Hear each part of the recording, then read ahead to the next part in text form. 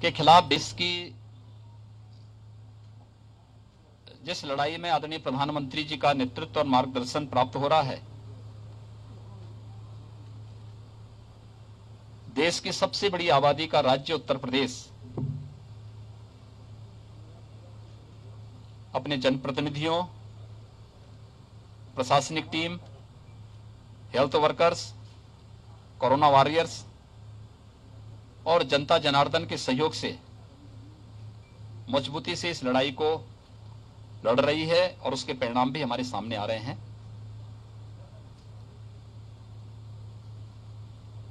उत्तर प्रदेश के बारे में, सेकेंड वेव के बारे में कहा जाता था कि उत्तर प्रदेश सबसे बड़ा समस्याग्रस्त प्रदेश बन जाएगा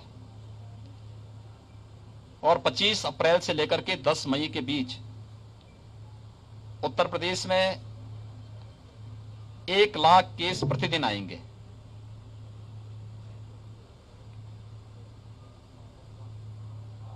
उत्तर प्रदेश ने सफलतापूर्वक इसको फेस किया और ये समस्या नहीं आने दी। पिछले प्रदेश के अंदर जो सब मैक्सिमम जो प्रतिदिन पॉजिटिव केस आए थे वह 24 अप्रैल को आए थे 38,000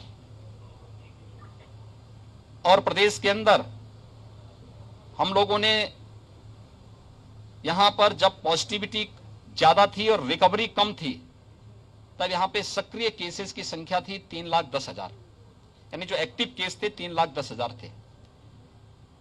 आज प्रदेश के अंदर जो पॉजिटिव केस आए हैं वह 38,000 से घट करके अब ये 4,800 तक आ गए हैं और जो प्रदेश के अंदर एक्टिव केस थे 3,10,000 30 अप्रैल को, आज प्रातः 6 बजे तक उनकी जो संख्या है यह घट करके अब 84,000 पे आ गई है। यानी हम लोगों ने पिछले 22 दिनों के अंदर 2,26,000 से अधिक एक्टिव केस को रिकवर करके उन्हें सकुशल घर भेजा है। प्रदेश की रिकवरी इस समय 93% से अधिक है। प्रदेश के अंदर पॉजिटिविटी अभी 2 के आसपास है। लगातार प्रयास किए जा रहे हैं। टेस्टिंग प्रदेश की सर्वाधिक है। 4,67,00,000 से अधिक टेस्ट वर्तमान में प्रदेश यहां पे कर चुका है, लेकिन फर्स्ट वेव और सेकेंड वेव में कुछ अंतर था। फर्स्ट वेव में हमें ऑक्सीजन की किल्लत नहीं हुई, लेकिन सेकेंड वेव में जितनी अधिक संक्रमण था उतनी तेजी के साथ ऑक्सीजन की आपूर्ति की मांग भी बढ़ी और एक प्रकार से क्राइसिस से देखने को मिली। हम आभारी हैं भारत सरकार के, जिन्होंने हमें ऑक्सीजन एक्सप्रेस उपलब्ध करवाई, वायुसेना के विमान उपलब्ध करवाए।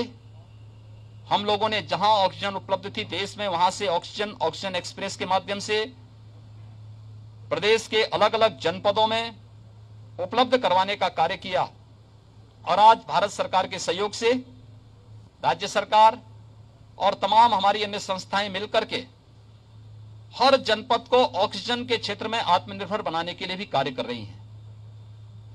अकेले इस कमिश्नरी में 15 नए ऑक्सीजन प्लांट लग रहे हैं। झांसी में 6 ऑक्सीजन प्लांट अकेले झांसी में लग रहे हैं, लेकिन हमने थर्ड वेव की भी तैयारी की है। थर्ड वेव के लिए अभी से हर मेडिकल कॉलेज में पीडियाट्रिक आईसीयू के निर्माण की कार्रवाई हमारी प्रारंभ हो चुकी है, हर डिस्ट्रिक्ट हॉस्पिटल में भी। इसके अलावा ग्रामीण क्षेत्र में सीएससीज में भी हम इसको फोकस कर रहे हैं। दूर दराज के लोगों को इस ना आना पर बहुत उनको समस्या ना होने पाए, इसके लिए इसको फोकस करते हुए अभी से इस अभियान को हम लोगों ने लिया है और इसीलिए मैं बुंदेलखंड के प्रवास पे आया हूं। बुंदेलखंड में भी मैंने झांसी, ललितपुर और जालौन की समीक्षा बैठक ली है। टीम ने यहां पर अच्छा करने का प्रयास किया है और उसमें पूरी टीम मिलकर के इस अभियान को आगे बढ़ा रही है। उसके परिणाम भी सामने आए हैं। जो पॉजिटिविटी रेट यहां पर थी उसमें काफी गिरावट आई है, रिकवरी तेजी के साथ यहां पर बढ़ी है यानी अगर आप देखेंगे कि यहां पे रिकवरी का जो रेट है वह काफी ज्यादा है, और उसका परिणाम है कि अब जो एक्टिव केस हैं इस पूरी कमिश्नरी में वे काफी कम हो गए हैं। निगरानी समितियों ने इस दिशा में बेहतर प्रयास किया है। Door to door survey, screening, लक्षण युक्त व्यक्ति को मेडिसिन किट उपलब्ध कराना और आरआरटी की टीम वहां जाकर के 24 घंटे के अंदर टेस्ट कर सके। टेस्टिंग की क्षमता उत्तर प्रदेश ने बढ़ाई है। आज हमारे यहां उत्तर प्रदेश में 3,17,000 टेस्ट हुए हैं, यानी अब तक का रिकॉर्ड टेस्ट है ये। जब कोविड का पहला पेशेंट आया था उत्तर प्रदेश में पिछले वर्ष मार्च 2020 में, तब उत्तर प्रदेश में एक भी टेस्ट नहीं होता था। आज हम एक दिन में 3,17,000 टेस्ट करने की क्षमता विकसित कर चुके हैं।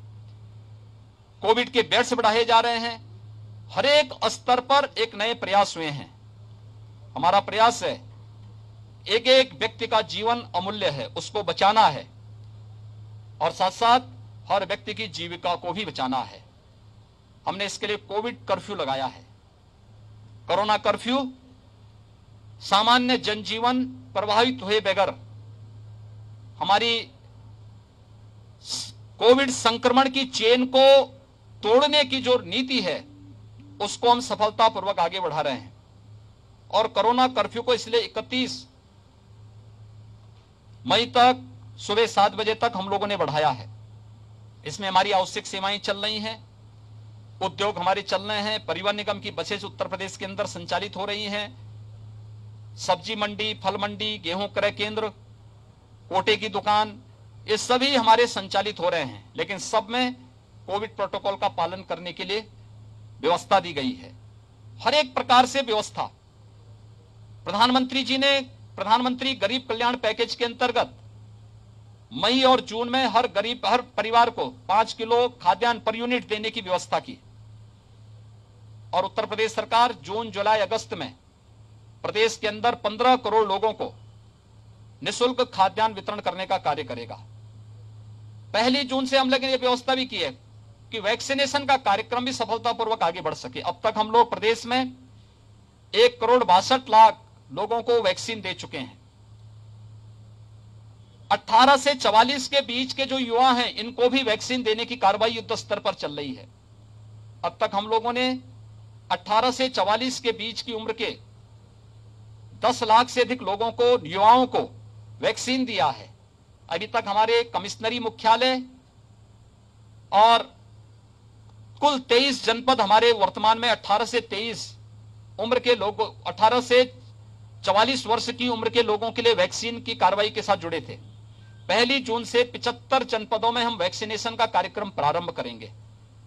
मैंने इस संबंध में माननीय जनप्रतिनिधियों से भी उनकी सक्रियता के साथ जो भूमिका अब तक रही है उसी सक्रियता के साथ वैक्सीनेशन के कार्यक्रम को सफल बनाने, जीरो वेस्टेज तक पहुंचाने, हर जनपद में न्यायिक अधिकारियों के लिए और मीडिया के लिए अलग से बूथ बनाने और हर यूथ को इसके लिए प्रेरित करने के लिए स्वयं सभी जनप्रतिनिधियों से आग्रह किया है।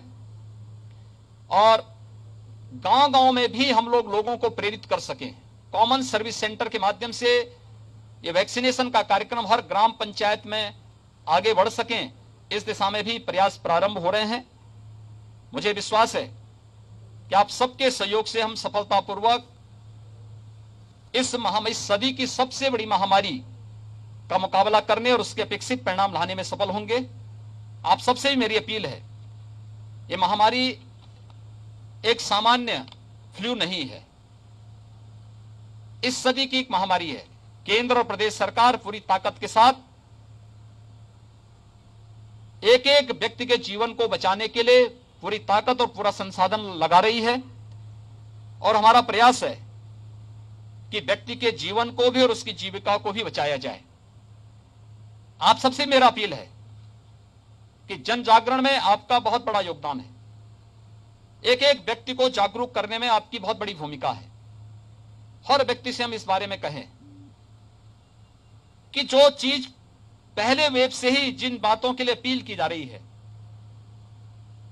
कि हाई रिस्क कैटेगरी के लोग घर के बाहर न निकलें, 60 साल से ऊपर के लोग, 10 वर्ष से छोटी उम्र के बच्चे, गर्भवती महिलाएं, कमजोर इम्यूनिटी के लोग, एक या एक से अधिक बीमारियों से ग्रसित कोई भी व्यक्ति है, उन्हें अतिरिक्त सावधानी बरतनी पड़ेगी। घर के अंदर रहें, मास्क धारण करें। शेष अन्य लोग अगर आवश्यक नहीं, कोई महत्वपूर्ण कार्य नहीं, तो घर के बाहर न निकले। आवश्यक है तो मास्क लगा करके ही पब्लिक प्लेस पे आए। अगर हम ये सभी लोग इन चीजों के बारे में लोगों को जागरूक कर सकें, कोरोना प्रोटोकॉल का पालन करने के लिए लोगों को प्रेरित कर सकें, वैक्सीन के साथ सबको जोड़ सकें और वैक्सीनेशन के कार्यक्रम को भी सफलतापूर्वक आगे बढ़ा सकें, तो इस महामारी से सफलतापूर्वक हर गांव, हर कस्बा, हर जनपद, हर राज्य और पूरा देश सफलतापूर्वक निकल करके इस सदी की सबसे बड़ी महामारी को परास्त करने में सफल होगा। और हमें विश्वास है कि हम सभी मिलकर के इस महामारी का सफलतापूर्वक मुकाबला करेंगे।